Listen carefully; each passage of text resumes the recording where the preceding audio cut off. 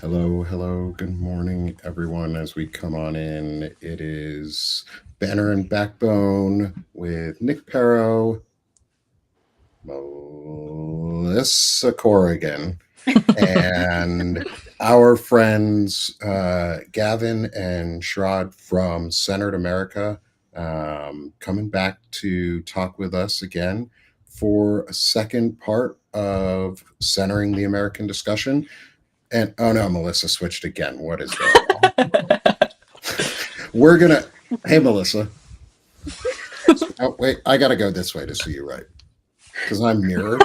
Everything's weird for me. We're having technical fun issues this morning.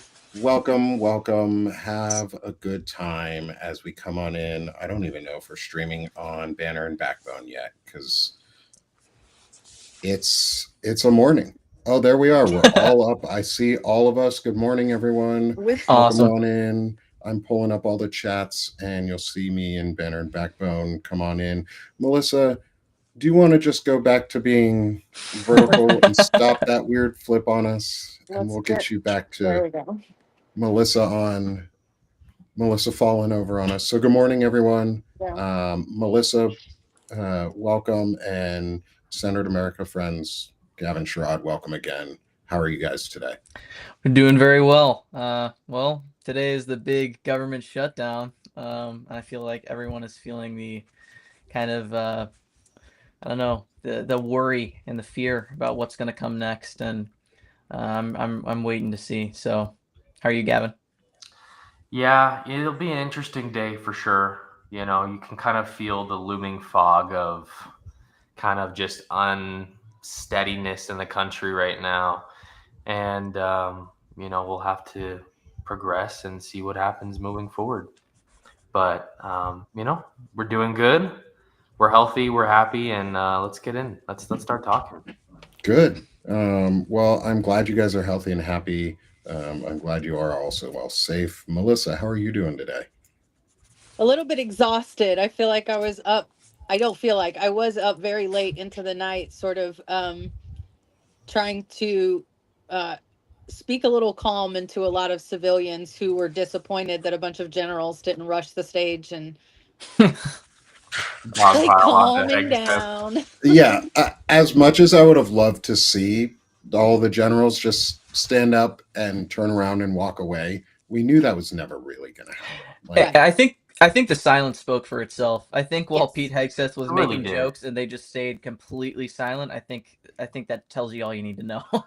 Yep. Yeah. oh yeah, I mean, when you're getting fat shamed by your leader there, it's kind of hard to walk out of the room.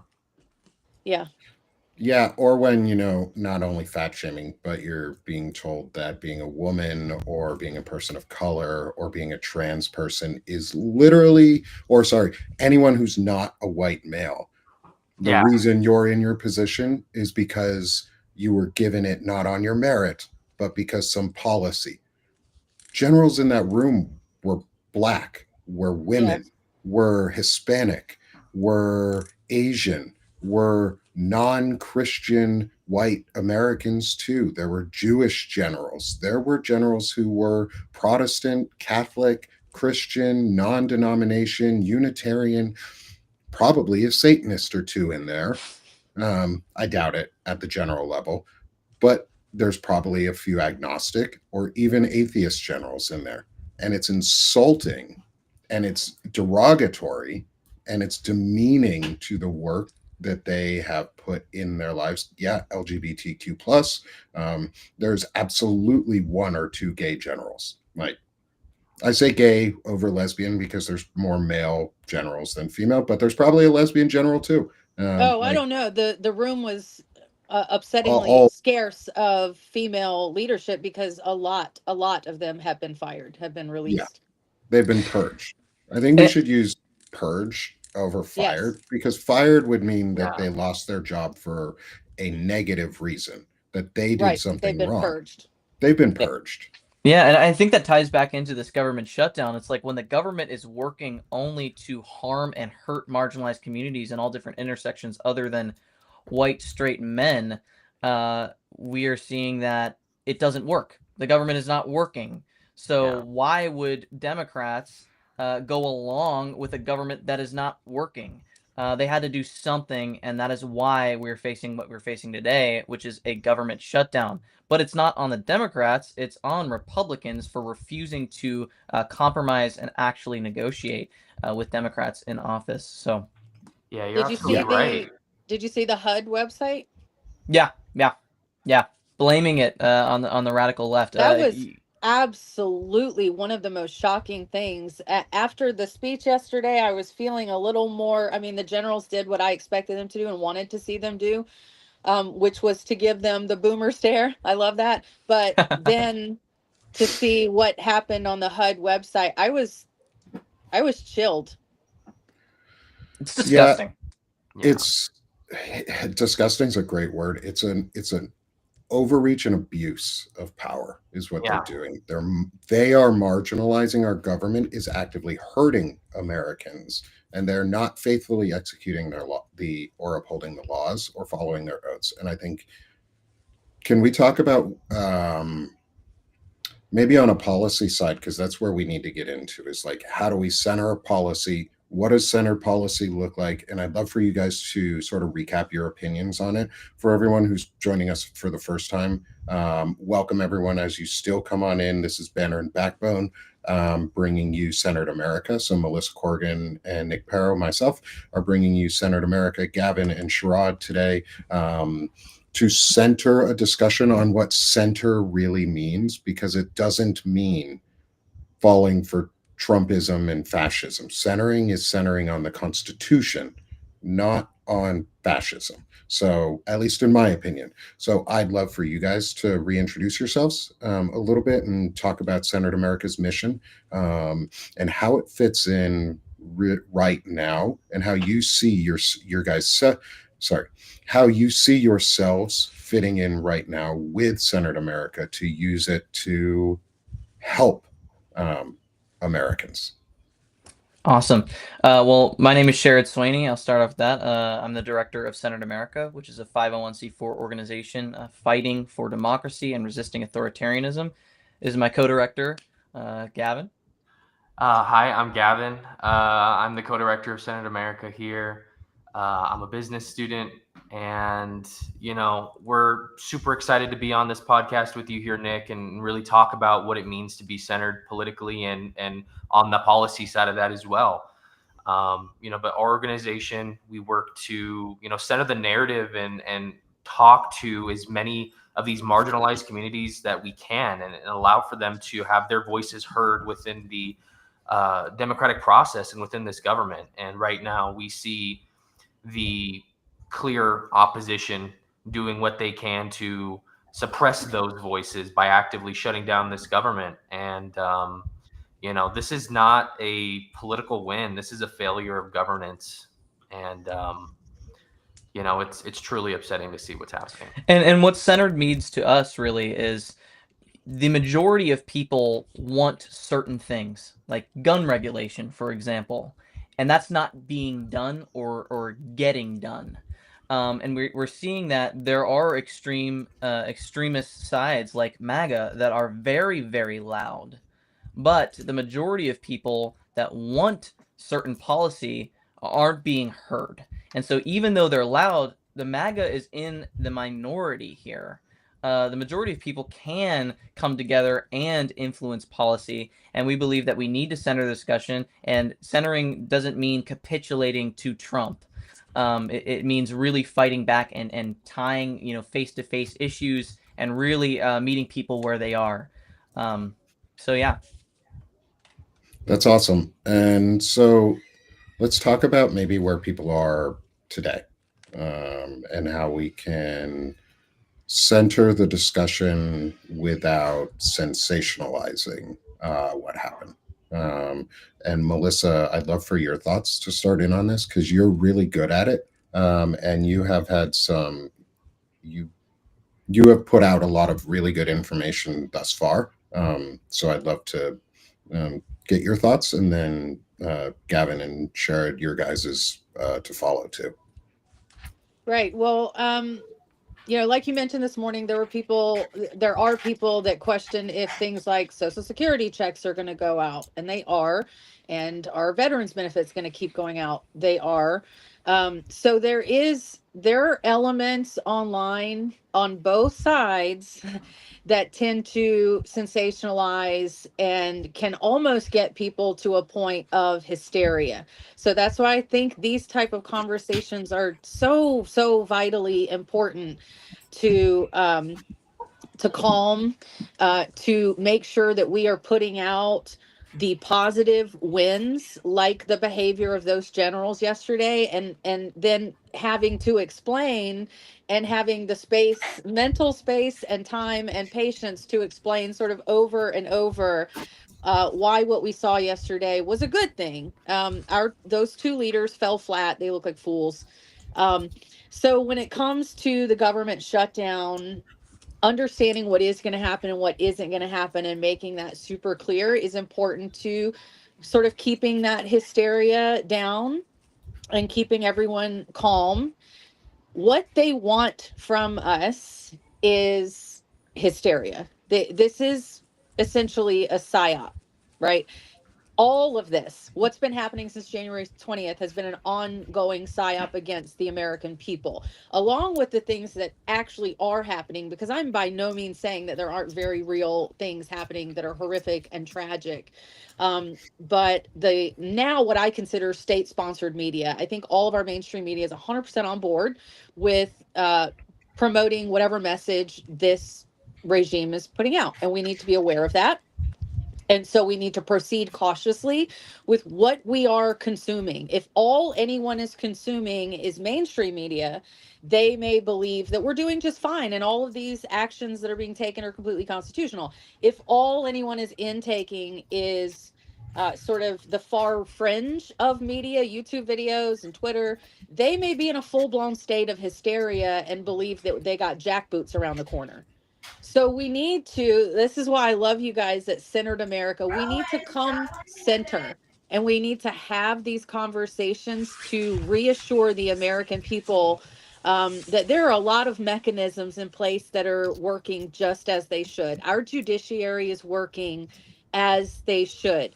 More of these executive orders have been tossed out than not. That's an important thing to remember. We have judges and panels of attorneys even working pro bono to represent the men. Now, every man that was sent to El Salvador is part of a class action lawsuit and they are represented. Okay. That's an enormous win. You're not going to see that in the mainstream media. Okay. So these conversations, and we have to remember the government has shut down before. The last government shutdown was December 2018 to January 2019, 35 days, and it was over funding for the border wall. And I want to remind you that when Chuck Schumer gave that time, Trump gave him a public pat on the head. So I respect Chuck Schumer sticking his heels in for this issue, because this issue is my family. I am on the ACA. Okay. That's the health insurance for our family. And if those credits expire at the end of this year, unless I get, 5,000 new paid subscribers, our family's going to drop off healthcare. This is a very real, dire issue that impacts me directly. So I'm a little bit talking to the man in the mirror right now in terms of keeping calm. I think that's important, though, is talking to ourselves and keeping ourselves calm and remembering and rationalizing like what we also need to do in the next few weeks and months. Right. And I know, Melissa, you sort of kind of jokingly said need 5,000 more paid subscribers. I'm not going to say it jokingly. Like, please come become paid subscribers with both Banner and Backbone and Centered America and all of our contributors here today. We are the independent media. We are not owned by the media groups that are state-sponsored media, which are owned by Nexstar and Sinclair Broadcasting Groups. Those are two very, very powerful groups that own a lot of the advertising and channel management for your local broadcasting networks. And if you want to show your displeasure and use your money wisely, is threaten to cancel or cancel what is being advertised if you have subscriptions with them and it's a service that you use, and spend it elsewhere. Spend it, either keep it and save for now and buy some food and support your neighbors, or spend it on contributors that you care about and like, and the networks that you support, so we can continue putting the message out, because things may get expensive on us if we get lawsuits, and I cannot handle a lawsuit by myself if that comes to it. Like, they're trying to label us as domestic terrorists, as the threat within. We are all working to protect ourselves too, and some of that is community support. Like, Right. so please become paid subscribers with all of us. We would absolutely appreciate the support and ability to grow. And so maybe could we link that in a little with what you guys are doing with Centered America? Because I know you are a 501c4 company, organization, not Yeah. company, organization, and your abilities and the restrictions on you are different than, say, an LLC or a 501c3. Can you talk a little bit about how money, not specifically like money that we're asking for right now, but money that you guys have already received in memberships and things like that, how you're using those types of funds to support the growth of centering this discussion? Yeah. So we are actually able to keep the paid subscriptions and use it. So we do half to support us and then half to actually use for nonprofit funds. That means tickets for events. So we went to DC, using it to fund different organizations like Powered by People, that was helping the Texas Democrats with the gerrymandering that was going on. They fled to Illinois. We helped them by donating to their organization. We donated to stop a data center be built here in the St. Charles. So we use that funding to actually help actual issues. And we always make sure to tell people, if you become paid subscribers, it's not all going to us. It is going to actual things that matter. And we're taking the steps to use that funding. And people will give us suggestions like, hey, can you donate here? Can you donate here? And we will. I also want to go back to Melissa was saying on the government shutdown, because I loved what she was saying, and I want to hit that before I don't have absolutely the time go to. wherever you guys want. I think it is very important to talk about what we can expect here, so that we kind of decrease the hysteria. What to expect if in this shutdown. So for Social Security, Medicare, and Medicaid, benefits are going to continue, but field offices are going to scale back, but checks will still go out. For air travel, TSA and air traffic controllers still work, but they're going to work without pay, and so you're going to have to expect way longer lines and slower TSA. For SNAP and food stamps, the October benefits should load as normal, but if this continues longer than October, November is at risk if the shutdown drags. Women, infants, and children, WIC, that funding could run out if this lasts more than a week, and some states can operate into mid-October. Museums and parks, so the Smithsonian and other national parks, most national parks are going to close. The U.S. Small Business Administration is going to halt most new loans. For federal workers, pay is delayed but guaranteed once funding returns, so you get back pay. For contractors, there's no back pay guarantee, and they might need to file for unemployment. And then for scale, right, we're looking at 750,000 people being furloughed every single day. That's expected to cost us $400 million, taxpayers, $400 million per day in delayed compensation. So just to talk about the scale and what's actually going on, and actually bring it center without going to extremes. This is what's going on. This is what a shutdown means right now. Yeah. And, Melissa brought up a good point, about how it's important for us and how it's our responsibility to keep a steady hand during these times. And that's what Centered America is really about as well. We're not only talking about centering policy, but we're also talking about, centering the narrative, and making sure that everybody has correct information on the topics and problems at hand. And that's a very important thing that we do at Centered America by fostering a community of our own, of centered Americans who are actively reporting and actively helping out others in the community who need it. And that's what's so beautiful about what we're doing. It's about the people. It's about the problems that the citizens of the United States are having. It's not about party. It's not about the policy. It's about the problems that people are having right now and how we can address that the best that we can. And I think, yeah, I think the hysteria is something that's actually going on. And so people will ask us questions and we will try to immediately respond with what's actually happening, giving them the information and giving them the resources, giving them action checklists. If people have questions, we always make sure to respond and make sure that they have the correct resources and information. So we actually put out a what to expect, the shutdown game plan. We gave action lists and scripts. And we made sure that people had that information, gave links to 5 calls, and then give links to resources on, what's going to happen for them and their families. I think that's the biggest thing here that we need to remember is that these are real people. And even if the people in Congress don't believe they're real people, they are real people and they have real lives and real families. I think Republicans in Congress forget that they live in the U.S. where there's over 300 million people.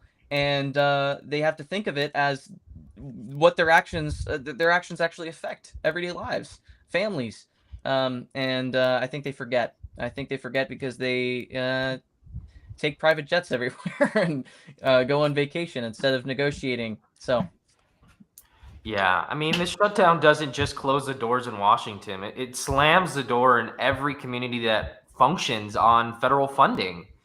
And there are many communities that rely on that funding very heavily to function, especially here in New Mexico. There's a lot of federal funding that marginalized and our most vulnerable communities rely on. And without that, we can start to see the deterioration of people and citizens in our community actively. I'd like to get y'all's input. My kids, because they were raised by me, are very politically educated and aware. So they are aware there's a government shutdown, but they also are aware of what we just talked about, the sort of realities of it. What are you guys seeing from Gen Z? Do they understand? Do they even care because they're not on Social Security? They're probably not federal workers. What's the general attitude that you're getting from people your age? You can respond. Yeah, many don't actually understand what a government shutdown is or how it works, and how it affects them. And you make a great point, right? A lot of the stuff that this shutdown is going to affect, they aren't really affected by that, right? Most of them aren't on Medicaid. Most of them don't have Social Security. And because of that, it's hard for them to even care about the shutdown happening. And I think just providing, again, like what we were talking about last podcast, right, is just making sure that relatability is there and understanding that even if this doesn't affect you, it affects others in your community that you may care about. And, working together to eliminate that the best we can is a positive thing that needs to be done. And it starts with young people. It starts with people who have the ability to go out and sorry, my dogs are going a little crazy. I think they heard another one there. Hey, but it starts with young people, right? It starts with all of us, and we have the most energy, right? We have the most passion about politics, and I think it's just relating that back to Gen Z and even Gen Alpha now. They're starting to get to that age where they may care or want to care about politics. And I think that we want to focus more on, the main goal when we started Centered America was trying to figure out how we can get more young people involved in politics and really passionate about changing policy and stuff for the good and for the betterment of society. And I think that moving forward, there are so many opportunities that we have to collaborate with clubs on university campuses and do events like that where we, you know, involve so many young individuals and show them that politics isn't scary. It's not something that is roadblocked, and it's not something that is super hard to break into, and that anybody, if you just care enough, can make a real impact.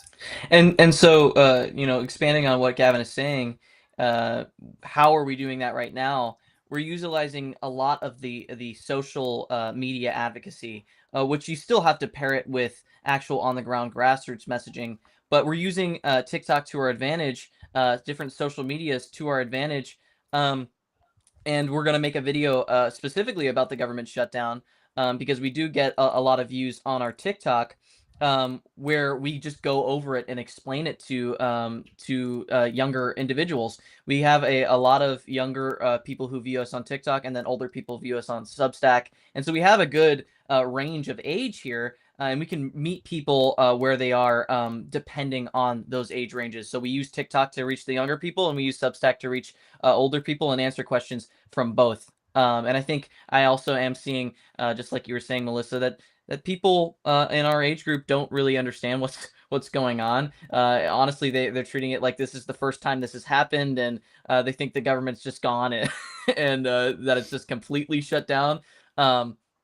So I think that it's good to educate and make sure people understand. And honestly, we have the ability to educate in our 501c4. Going back to money, because I forgot to explain this, for nonprofits, just the legal aspect of nonprofits, you have to get a business bank account, and then everything has to go through there, and you use payroll. It's very much like an LLC, other than we have a classification, and we're tax exempt, and we can kind of lobby and do those Exactly. things.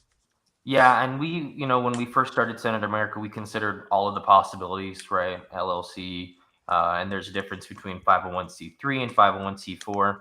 And ultimately, we did decide on 501c4 status because that allows us to interact and lobby with, you know, candidates and people who have already been elected, our representatives, right? And, you know, we can partner with LLCs like Banner and Backbone here to get stuff done.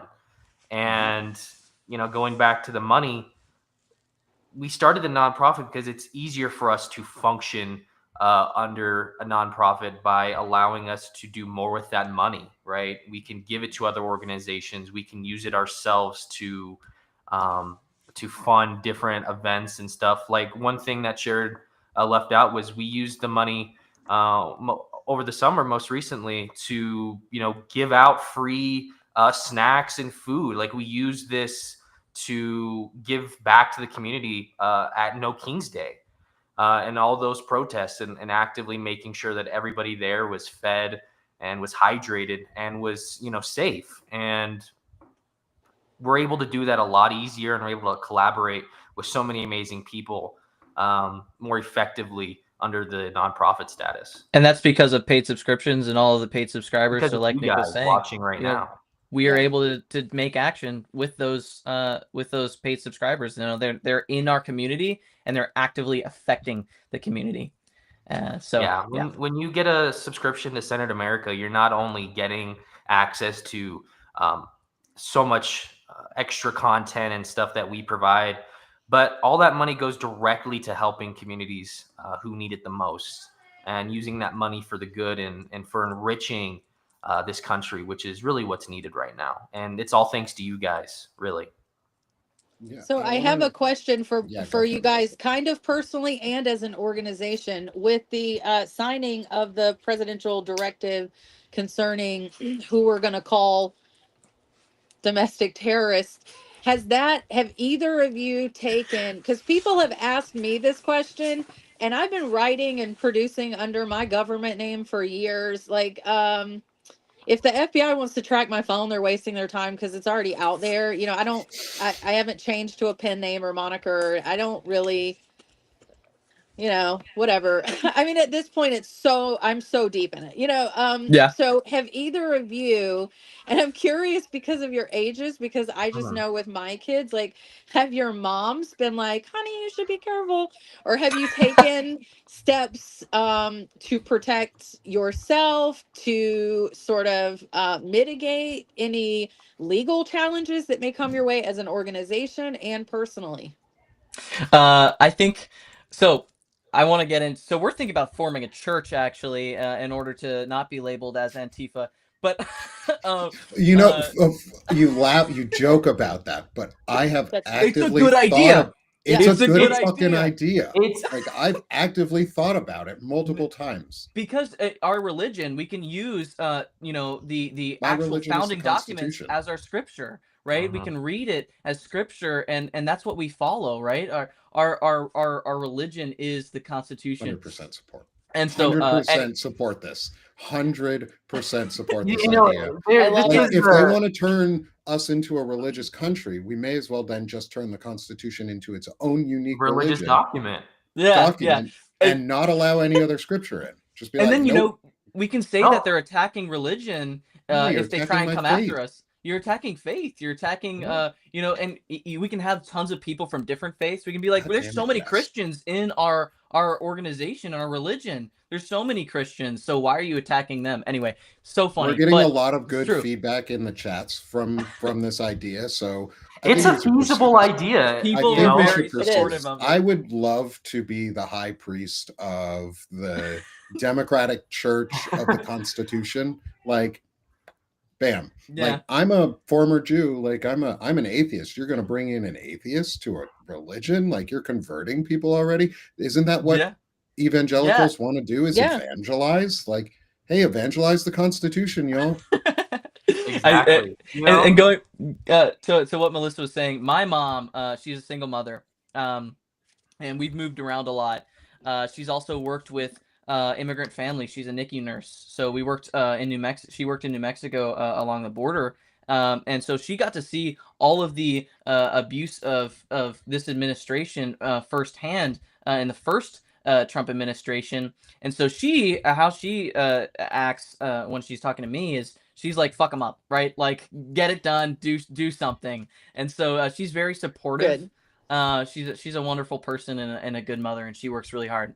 So she supports me, I support her. So That's Um, awesome. yeah. yeah, and That's always I want to sorry. bring up a question real quick from the chat, or a comment real quick from the chat from one of the friends of the chat who's been asking a lot of really good stuff. Lefty Prof. Thank you for asking good questions throughout. Appreciate it. Please continue doing so. I love the engagement from you guys, and love the questions. Is sort of a statement, but also a question for you in the next is. The statement is, I would love to see some activism towards helping those who are not getting paid right now because of the shutdown.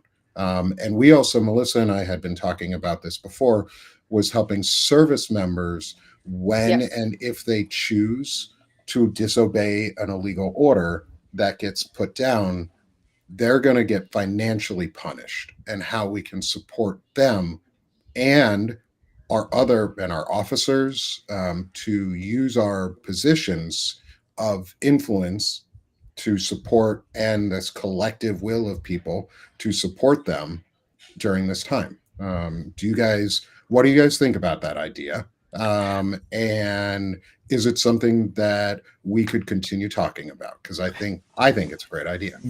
Gavin has some great insight on this. We talked about it when federal workers were getting laid off, and we wanted to fund and help pay for federal workers and give money to them. But I think we have to give them the resources as well. Mutual aid funds are a big thing. We can raise money and set up a way to act as a mutual aid fund for those workers that aren't getting paid right now because of the shutdown. And I think that is something that we want to start doing, is actually formulate something like that to give money, especially paid subscribers who can chip in.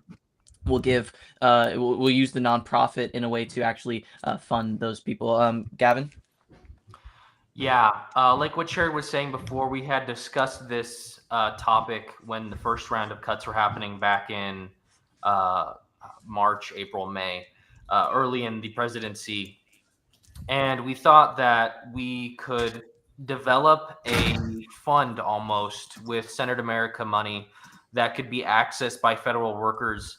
Now, looking at the challenges with that, obviously we're going to try and figure out the funding. It's something that we can definitely look into now that we are expanding. But that's a great idea. It really is, and we must provide support to those who are actively going on a limb to, do good for this country, and service members who are disobeying unconstitutional rules and orders. Doing that, we can support them also, like what Jared said, by giving them information, but looking into doing something with a mutual fund where we could allow Mhm. federal workers who have been laid off to access that is definitely a feasible idea that we can continue to discuss moving forward. And Definitely, if this continues to persist. And if this shutdown persists, like Gavin was saying, we have to look at a mutual aid fund. It's basically a community-based way of sharing resources that includes pools of money. It includes, just directly helping the community, neighbors, individuals like generals that are refusing orders, service members that are refusing orders, and we can actually act as that in Senate America. We can really make sure that we have that funding for individuals. So I think fundraisers are a big thing. We can fundraise and get donations. We're looking at grants right now. If this persists, we will hold a fundraiser and we will get funding to support those individuals.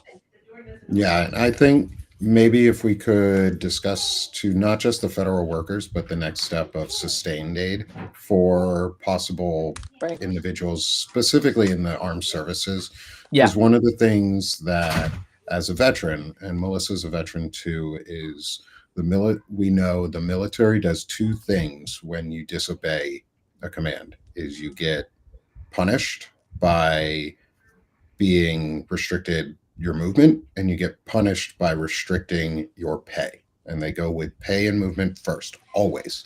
It's part of your contract. They allow you to do it. So don't be like, oh my God, they're suspending military movement. No, they do it all the time. Like, military movement suspensions are very different than civilian movement suspensions. Yeah. But on the pay side, I think using like our platform, we will be able to advocate for this and just spread the knowledge and spread the word. Because one of the things I would like to, with your guys' permission today, while you're on, is to be able to rebroadcast this episode. I want to test some new things out for Banner and Backbone, to do almost a full-time live, where we recast some episodes so anybody can pop in whenever they want, listen to, get education, see things like this, restreams of this. So if you guys are willing to let us do that for this episode, Yeah, and of course. last, I'd love to get both of those streaming, because then we can just do here's part one, here's part two, catch them, maybe do them once or twice in a day, something like that. That way people get to see the reruns a little bit easier, and we can join discussions on them a little bit more clearly too at times. So That's awesome. thank you. So yeah, but I think one of the things too is advocating and making sure that they know. Like, we can advocate all we want, we can make these mutual funds, and we can do these fundraisers from our side. How are you helping, or what would be very helpful, or the most helpful for Senate America from our side, to be able to spread the message and spread the word so that others know these are going to be available or possibly available? Yeah. So I think number one, using our platforms to actually make change, right? Getting people, like, giving that message out to people. If you haven't, I would start posting those clips. Like, Substack generates clips for on lives for you, and you can actually go in and make clips, and you can post those things to things like TikTok or Instagram Reels or Facebook or YouTube Shorts, and you can actually make sure that people get a very short way of getting that information. Because I think, we can have the live on, but a lot of people, especially younger individuals, they're getting their information really quickly. Yeah. And so shortening it down to like small clips where they're like, hey, this is available. done. You got the information. Now you know. Is very crucial in this situation. And when it comes to mutual aid funds as well, right now the government is not working for people. It's shut down. People aren't getting pay. So we have to act as the government and make sure that we can give people what they need. And I think that's what we're going to start seeing, is that we need to act as some sort of community government, like you were saying, Nick, before we started live, to help individuals. And so, yeah, I think getting that information in a short kind of like small clip and giving out to people is probably the best bet, especially when you're on social media. Yeah, Yeah. that's a great point, and I want to kind of circle back to what you were saying there.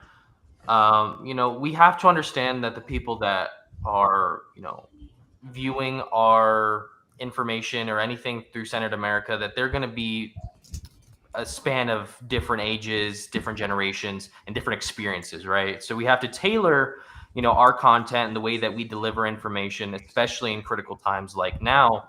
That if it's for younger adults, right, we have to tailor that to more of a social media ended approach, right? And if we're talking to older adults, it's really breaking down, hey, going on live, giving them opportunities to interact with us. That's super important because that allows them to get the information they need, and providing that is super critical. And I think it's because older people have longer attention spans. Exactly. And honestly, it's a good thing. I think the younger people are losing their attention spans, and they just need really quick information to just get it right in their heads. And so and we're seeing that the middle-aged people are kind of like 50-50 on it, where some are needing really quick information. And of course, quick information is always good. It's not a bad thing. It's just we're seeing that some people need quick information, and some people are like, I want to watch every single minute in order to get this information. That's why I think the reruns are really great, because it allows for more people to watch what we're saying. But I also think that's why clips are really great, and gives them the information really quickly. So Yeah. I wanted to talk about mutual aid. Like, I've been saying this from the beginning. One of my regular readers, Morgan, has also been yelling this for months. We live in a capitalist society, and money is a tool. And they are intentionally, and I say they because this is not coming from Donald Trump. He's not that smart. I believe this is coming from the Heritage Foundation primarily, as well as the technocrats. They want to crash the economy to force us to be a financially broken people, because a financially broken people are far less able to resist. If you cannot afford food, if you cannot afford housing, and you see the strategy in criminalizing homelessness and then crashing the economy, which of course is going to force homelessness. So having mutual aid funds, mutual aid is going to become one of the most vital tools of the resistance, of the rebuilding, whatever you want to call it or brand it. They are going to break us down to our very lowest in terms of finances. They are toppling the economy, and the people at the top are only making money off of literally everything that's happened. Those at the top are making money off the stock market, they're making money off tariffs, and we are paying for it. We are holding the price tag. And then you look at the sheer amount of people, 750,000 people who don't get a paycheck. That is That's a every day. remarkable, that is a staggering amount of people, and that's not even counting the military. So you look at the sheer volume of people who won't have money coming in. We already know from statistics that we are at the lowest point almost in American history, except for the Great Depression, in terms of personal savings. People don't have the savings to weather these type of financial attacks, and these are intentional financial attacks on the American people. We've got to establish mutual aid funds. Another alarming thing that came to my attention through my personal experience, unfortunately, recently, I left a physically abusive marriage 14 years ago now, and my ex-husband lives literally across on the other side of the country from us. We rarely hear from him, but recently, a few days ago, he called me enraged because he was talking to our 17-year-old son, and he said I was making our son an extremist, a radical. So I learned through that conversation that my ex-husband has gone, like a lot of abusive men, far to the right, because that feeds their narrative, that upholds their view of the world, that they are superior and all that shit. So one of his first texts to me, which is laughable because my son's 17, but one of his first texts was, I'm going to come out there and file for emergency custody because you are radicalizing our son. And to me, I could laugh that off because he's a joke. It's a joke. But for a mother leaving an abusive situation in a red state, that text would have been a very, very real threat. They are already moving in family courts to include evidence of political ideology.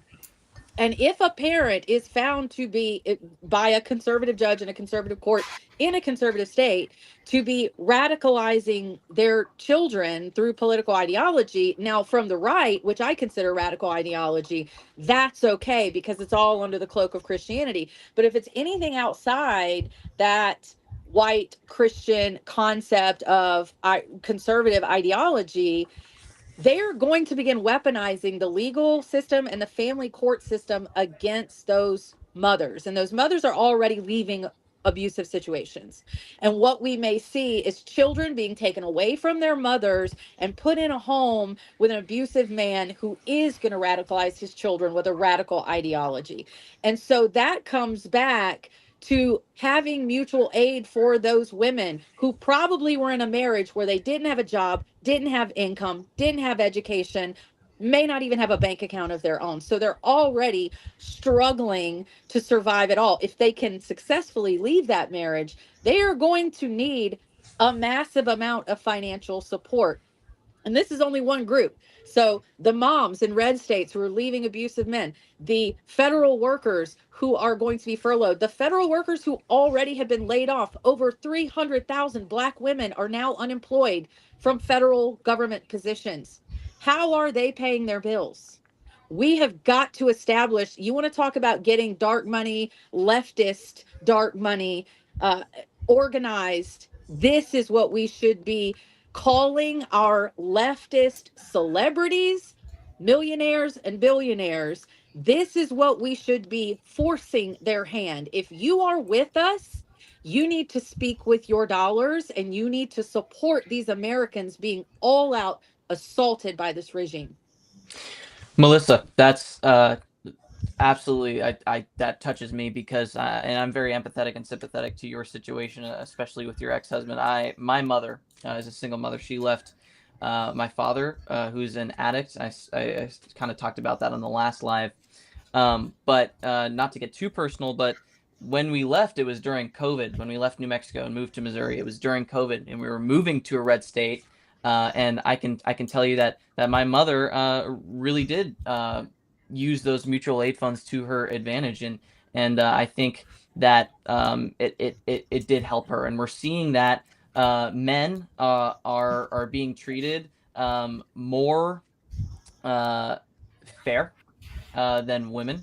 Not fair, but they're given more incentives, especially abusive men. We're seeing that they are favored in court more often now, especially under a Trump administration, and it is disgusting. And that's why I think mutual aid funds do work. So I totally understand your situation because I am the son of an addict and the son of a narcissistic father. But I think that the more resources we can give to mothers in that situation, the better, right? That is the case. Yeah, well put, Sherrod. I mean, that's both of you guys amazing. And moving forward, especially with the help of Banner Backbone, let's start working on that. That's definitely something that's feasible. And with everybody here, with everybody watching, if you would like to help, if you would like to be involved in any way, all help is wanted, really. We could use everybody helping out to allow this to foster into something that could truly be helpful to many Americans who will need it and will depend on it if this continues to persist through the future. And with the unreliability of this administration, this is a crucial step that we need to start working towards to protect as many people as we can. How do we get? We just had a question of how do we get our names to you? Is DM us, reach out. I know Centered America has. You guys have a email that people can reach out to. I'll make sure you guys here in a second also have time to just say all your information, how people can reach out to you in every other way. I've been putting the link to your Substack into the chat for all of the chats throughout the morning. So please go subscribe. Or if you're in the chats right now and you're on a computer and you have multiple browsers, go into all of the lives, hit the like or hit the heart, because it adds to the post show notes and actually adds hearts to the post shows, which helps get them out even bigger, and then spread it. But also DM, reach out to like Banner and Backbone. You can reach out to the actual Banner and Backbone DM on Substack. Please feel free to reach out if you want to get in touch with us on how to support, how we can help support Centered America, ideas on how we might be able to support. Suggestions are important because we're a community. And the four of us can't do it alone with with the other 3 or 4 or 5 we have in Banner and Backbone. Like, we're growing, but we need the financial support for all of us to be able to do this full time, to be able to get through all of this. So please, like, use your resources wisely in this time. Someone scanned our QR code. Hey, I love it. I'm going to put up Centered America's here in a moment again. And then if you watch on the rewatch, and like I said, I'm going to stream this live, and Centered America's QR code will be up there too. So if you come into the live later to rewatch, please do subscribe to Centered America and support them however you can. Free subscribes are really important too. Like, don't feel like you have to pay. Free subscribes are huge because they get the word out. So Gavin, Sherrod, can you guys give us all the deets on where to find you guys, the best ways to support? I know we've talked about it a lot, how to support, but how can everybody here support you guys to continue to get this out? Just real quick, Nick, I'd like to agree with you there. There are so many different ways that you can reach out to us. Thank you for putting up the QR code. We have, if you want to visit or just learn more about us, if you're new to this live, you could go to www.centeredamerica.org and our website with all of our information and ways that you can contact us are through there. You can find that all on the website. But for those who want to reach out to us directly, our email is just info@centeredamerica.org. And if you have any way of helping, because it's real, we can't do this alone. We need all of your guys' help in any way, shape, or form. It would be greatly appreciated. And again, you could reach out to us through DM. Any way you can contact us, please do so. We'll respond to you, and we'll do the best we can to either help or answer questions or concerns that you have. Or if you're just interested in want to inquire about Centered America or anything that we're doing, we're there as well. Yeah, you can find us, like Gavin said, on centeredamerica.org. You can find us on centeredamerica.substack.com. And you can also find us on TikTok. Everything should be Centered America. We have TikTok, Instagram, X, YouTube. So all of our socials are the same name. It should be pretty easy to find us. You can email us at info@centeredamerica.org. We're always going to answer your questions and make sure that you have the proper resources. And you can listen to our news We put out independent journalism, and we report on the news every single day. And we make sure people are getting accurate information from multiple credible sources and journalists. So, thank you Great guys. stuff. It's amazing. Thank you guys so much for being here with us and giving us this time. I hope we can continue this discussion again, if you'd be willing, next week also, for Yeah. another continued discussion. I really do like this idea of the mutual aids, and maybe we can dig even further into that, and how we can all continue to support. And by next week, we'll probably have some more ideas on our side of what we can do to additionally support.